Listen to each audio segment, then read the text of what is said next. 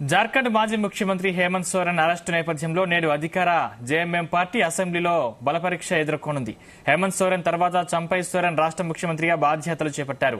ఈ నేపథ్యంలో resort politics కు తెరలేపిన అధికార జేఎంఎం పార్టీ హైదరాబాద్ లోని ఓ హోటల్లో ఉన్న ఎమ్మెల్యేలను బలపరీక్ష కోసం నిన్న రాంచీకి రప్పించింది.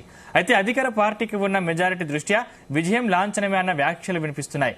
అసాధారణ ఘటనలు ఏమైనా జరిగితే తప్ప జేఎంఎం మళ్లీ జార్ఖండ్ లో అధికారం చేజెక్కించుకుంటుందని పరిశీలకులు చెబుతున్నారు.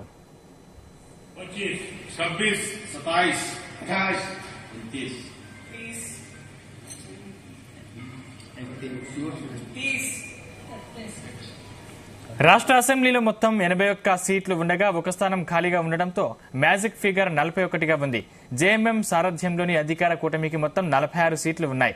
జేఎంఎం ఎమ్మెల్యేలు 28 మంది, కాంగ్రెస్ 16, ఆర్జేడీ, సిపిఎం కు చెరొక ఎమ్మెల్యే ఉన్నారు. ఇక బీజేపీ దాని మిత్రపక్షాలకు కలిపి 29 మంది ఎమ్మెల్యేలు ఉన్నారు. అయితే బలపరీక్ష ఎదుర్కోవడం జేఎంఎం కు ఇదే తొలిసారి కాదు.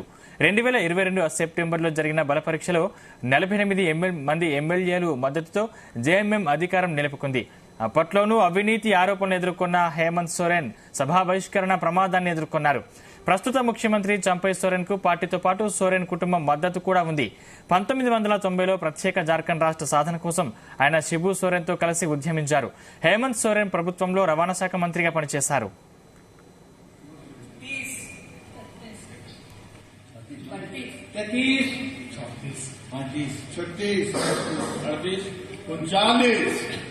चालीस, 42, 43, 44, 43, 43,